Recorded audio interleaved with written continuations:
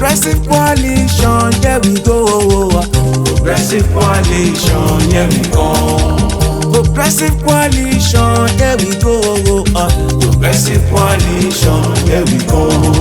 So many questions has been asked about who we are. A lot of people wanna know what we stand for. It's alright, it's okay, let me explain to you very well. Who is the government? You are the government.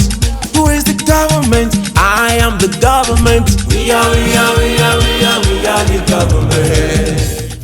Nigerians, it's such a great day to be here today. You're welcome to this podcast put together by Progressive Coalition. And of course, this program is for us to look at the progression of this country, look at the responsibilities of the government, and of course, the reception of the citizens. The policies being put on the table. How do they come together to put food on the table for Nigerians to make Nigeria a better place? This is to break barriers and to build bridges. Like we always say, who is the government? You or I or we? Ladies and gentlemen, we'll be looking into that because I have a guest here, a businesswoman for excellence, an astute politician, and of course, a venture builder. I mean, she's such a busy person, and I mean, I'm so excited to have her here. You're welcome, Honourable Mrs. Remi Odunsi. Thank you for having me. Good afternoon. Yes, and Happy New Year, by the way. Oh, Happy New Year. Happy New Year. All right. Yes. Yes, so, ma'am, I mean, you're aware of the policies that government have put in place, especially this administration, to ensure that we have women inclusiveness in the governance in Nigeria. Yeah, and of course, we have so many policies that have been put in place, like National Gender Policy, Nigeria Women for Women program, and all. Nigerians are still complaining, saying it's not enough. Do you think the government is doing enough? And what do you think the challenges could be? Thank you very much. I really don't think the problem is with the government not doing enough. I feel there are so many reasons why you don't have enough women, let's say, in governance. For me, I believe that before you can put your feet forward, you have to be prepared. And I think maybe, just maybe, we still have problems of people not believing in themselves. I'm talking about the women now. A lot of women have what you call the imposter syndrome. They feel, why me? They feel I'm not prepared. They feel, why should I be there? We feel, take me for instance, I never thought I would be the one that would be in politics in my family, because though I'm the first girl, I'm surrounded by like 10 guys. Wow. Wow. So if anything at all, you will first think, okay, we'll be the guys. But sometimes you really can't tell. So what I'm trying to say right here is, this is not a government issue. The question we should be asking is, have we done enough to prepare our female gender? I like that. I like that. Have we done enough to prepare the female gender? Yes. Now, is it about the women? It's because I believe that most Nigerian women are educated. I mean, just like the Nigerian men, they've got the same opportunities that Nigerian men to have. All right. So, what exactly do you think that could be a problem of that you mentioned? Like you said, the imposter syndrome. Is it about I don't want to I don't want to just bring my opinion here. But what you're saying, but yes. I want us to be real. Mm-hmm. I don't want us to beat about the bush. Yes. Right now, we still have a country that believes so much that in male dominance, and we've seen that in the boardrooms, and somehow we've been able to scale. But when it comes to politics, why is that not happening? I think it's a combination of so many reasons, but I'll just pick two. Okay. When I spoke about being ready, for me, readiness is not because you went to school, you studied law, this and that. No. Readiness is actually a kind of heart posture. That I'm coming there not because things don't have to be right or perfect before I get in there. Most women want us to say, oh, now we have this bill. You understand? Like the reserved seat bill. We want more women in there, 30%. it doesn't have to be. In fact, in my head, I'm like, we don't have to pass that bill before we have women all over Actually Nigeria. pushing it. Exactly, getting ready. When we get in there, the system will follow suit.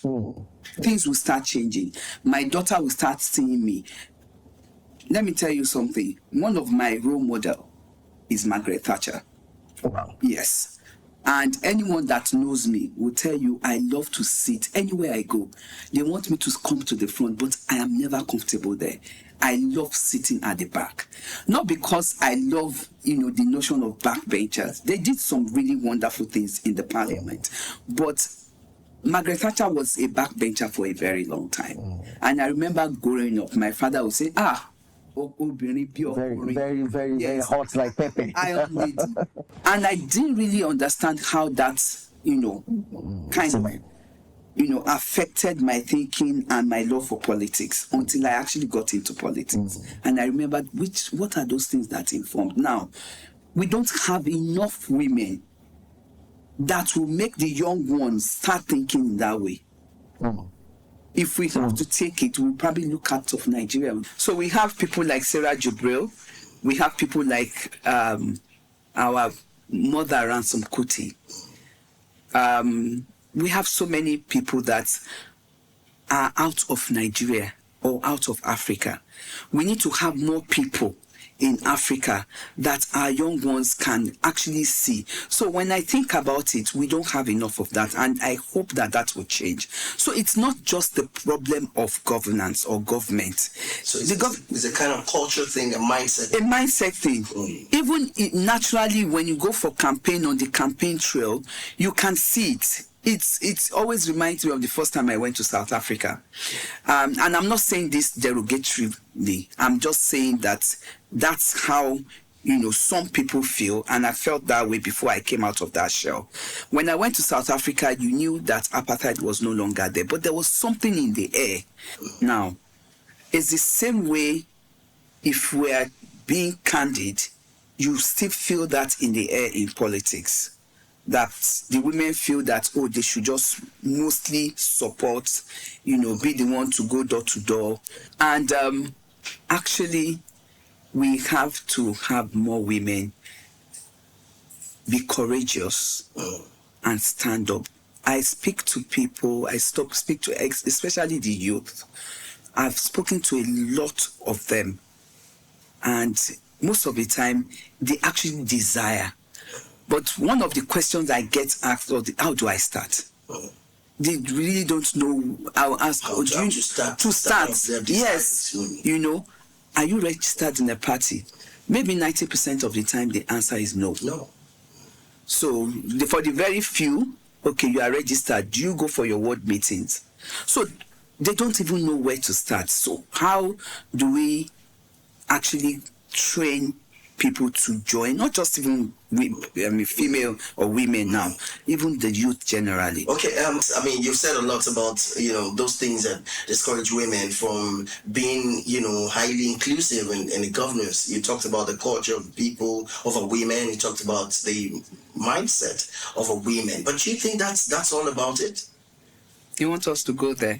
Yes, I really want us to go there. People are watching. Are you sure? Yes. We should be real. Let's be real. That's why we're here. That's why it's a progressive coalition. Oh, wow. Are you married? Yes, I'm married. Would you allow your wife to be a politician? Let me help you. I think we should go to the streets and ask everyone. Let's go and take a physical poll and ask, would you allow your wife to be a politician? All right, people, we'll be right back. For me, it is no. I cannot allow my wife to do politics. It's a dirty game, entirely. Of course, I can allow my wife to participate in politics in Nigeria because I myself, I don't find anything bad in being a politician or a female being a politician. So if my wife chooses to become a politician in Nigeria, I will allow her to participate in politics because I love politics. So my wife can be a politician. Allow my wife go into politics in Nigeria.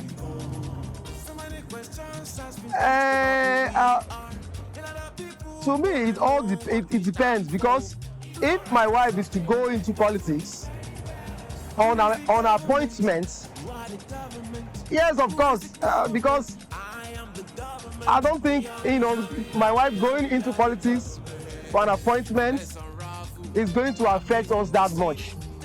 But if my wife is to go into politics as a contestant, I don't think so. In this country, where all of us know that if you want to contest an election, it is either you hold this one or you hold the one up. And for some of us, it is the one up that we hold. And we all know very well that for most people that contest for election in this country, they hold the other one.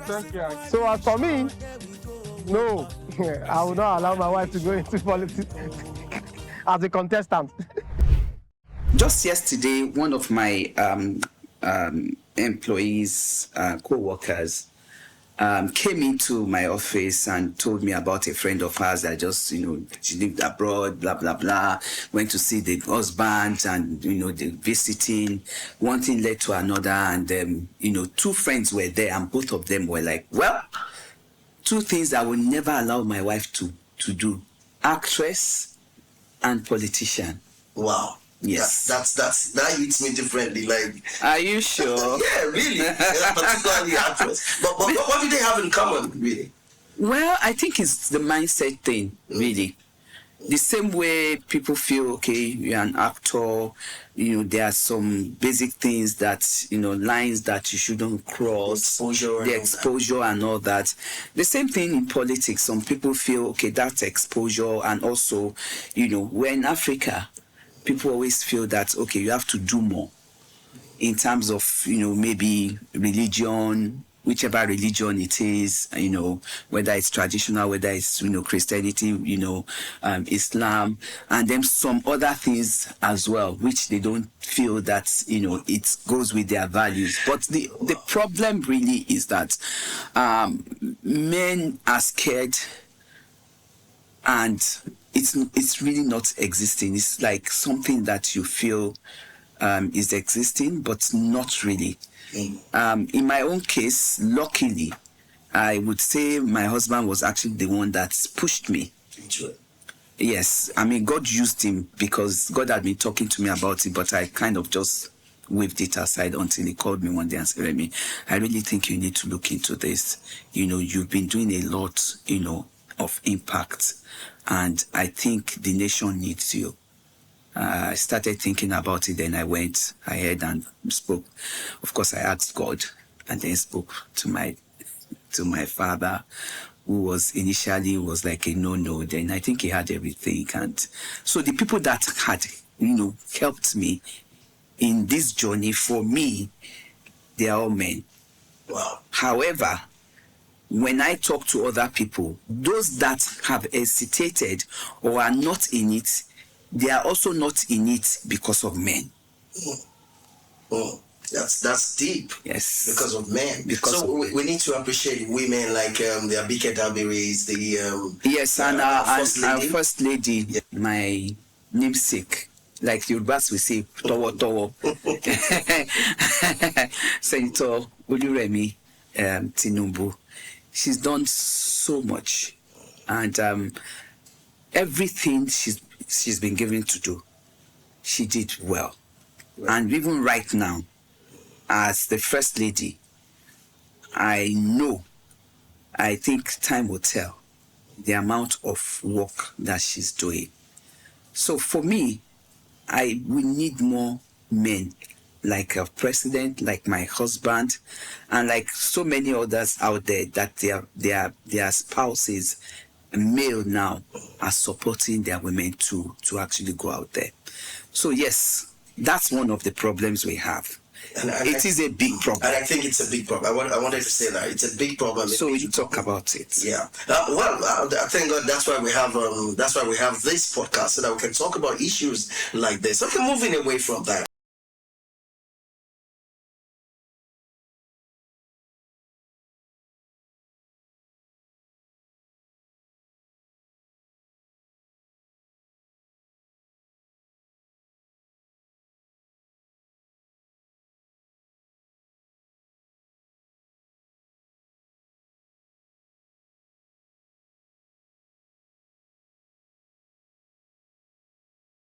I mean, you have said a lot. You have said a lot as regards women empowerment and all of that, But So let's just move a my bit away life in from the that. Let's talk last, I would about say, the 10 youth. years, I mean, has tomorrow been in about, Nigeria, youth, not just youth so many empowerment. policies have been made, like the And I would 30% say I can inclusiveness put of youths in the maybe let me governance and say all of two that, and so many categories. programs put You together by have the the government to very, ensure that very we have a youth brilliant involved. minds, I mean, but we still see this amazing youth, minds. I mean, on when drugs, you sit doing with so them, I many had things. What a particular exactly do you one. think the problem is? Within one hour, it can give you like 10 different ideas. And these are not just ideas. These are ideas that would stand anywhere in the world.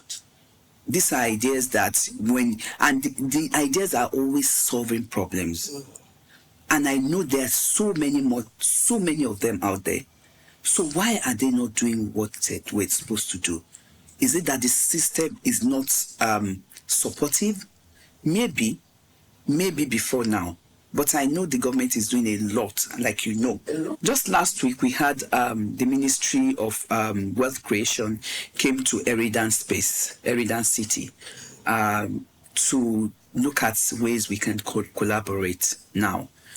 That's a long shot from government, and that tells you the kind of commitment that government is putting this. I asked a question, they were like, okay, we're training about 2,200, youth this year, committed to training. They've done that last year. However, they have issues in placement, productivity, like you mentioned. And I said to them, in my work so far, one thing that's gotten me results is mindset shift. This mind, no matter what you do, if you don't have the right mindset, if they do not have the right mindset, there's no way you're going to get best from them. It's just going to be like a waste of time. Yes. So let me tell you the two different and the very brilliant ones. The very brilliant ones are like, look, we walk and walk, and little reward for it. It's not even the reward. The system, it looks at us as if we're dubious. I'll give you an example. One of the youth I know, I don't want to mention, of course I won't mention the name. My husband asked, why are you in Ibadan? So because I have more stable electricity. How much do you earn? He was like, I earn $2,000 a month. I looked at him, we looked at each other, and I knew that he wasn't lying. And that's how you have them around. Now, these guys would be going in their backpacks and their laptop. They are taken for Yahoo. I personally came to Nigeria from Ghana on a trip. Went to Ghana to bury someone very close to us. The person I came with was arrested because his hair was kind of dreadlocked. And this guy is the brilliant, in fact, one of the most brilliant youth I know. He was demoralized and dejected for so many. What about his IDs? They don't listen to you. At that point, they don't listen to you. They just say, okay, you look. They went through his laptop. They went through everything. I was so pained. I actually thought I should just go there, but I left it. So you see, that frustration is there with the very, The other thing is the ones that want to make it get rich quick. They are listening to people online telling them you can do this within. They don't want to go through the process. You understand? They don't want to go through the process. And one thing is, you cannot, if you go through shortcuts, you come back and learn what you did not learn.